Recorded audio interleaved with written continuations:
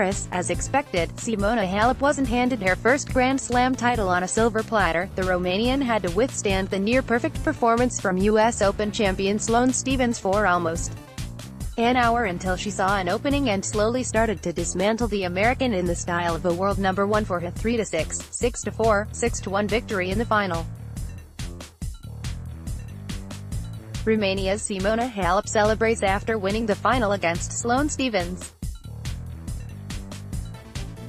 Reuters In the 48 hours leading up to the women's singles French Open final, very few people in the Roland Garros Media Center were willing to make a call when it came to this year's women's singles finals. Too many question marks were still circling above Halep, who had suffered a crushing defeat in the same place last year. Too many big occasion statements by Stephens to know that the American would be an incredibly tough opponent for the Romanian in the finals. And sure enough, the 26-year-old struggled coming up with the extra gear to surpass Stephens' incredible defense and occasional injections of pace. Right from the first few games, Halep was in trouble in her own service games while the American coasted through hers.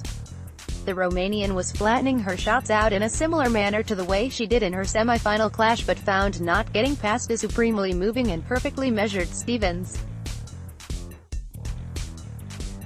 In the past, Halep had numerous big matches where she came out flat or where she had a hard time making the adjustments against an opponent when things were not going her way. In Paris, Halep displayed the ability to analyze and reassess her game plan, the best she has so far in her career. In her quarterfinals against Kerber, she applied too much pace at the beginning while playing poorly and realized that she had to be more patient. "So I think the best thing that I have done these 2 weeks is that I stopped missing during the match," Halep laughed in her press conference after the final. But it was more than just not missing. Halep had started to use a vitally important pattern as the match progressed: high with top spin to the Stephens backhand and then go after the shorter responses.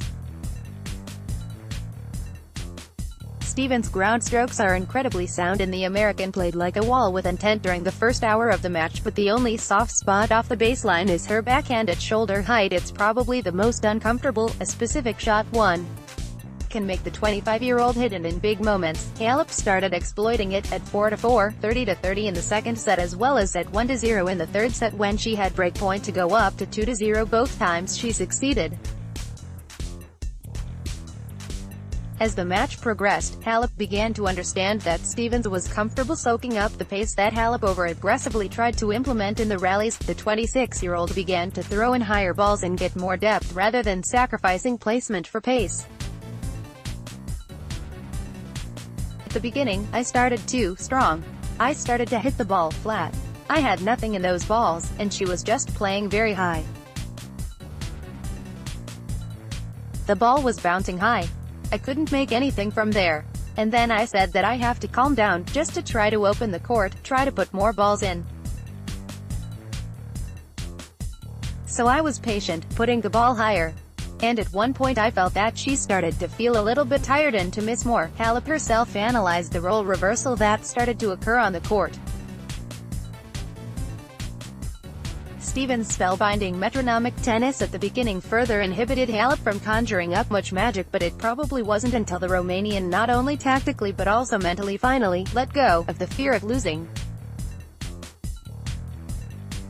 The top seed had already started playing smarter at the end of the first set, but it wasn't until she found herself facing defeat once again, a set and a breakdown, that she loosened up enough to start executing better as well. "I said, it's not going to happen again, but it's okay," the eventual Roland Garros champion recalled. "I just have to play. And then when I started to win games, I said that last year happened to me, the same thing. I was set in a breakup and I lost the match. So, I said there is a chance to come back and win it." In the second set, Halep started solving the puzzle and she found the necessary pieces, some of which she couldn't see, for Stephens had overshadowed them with her magnificent start.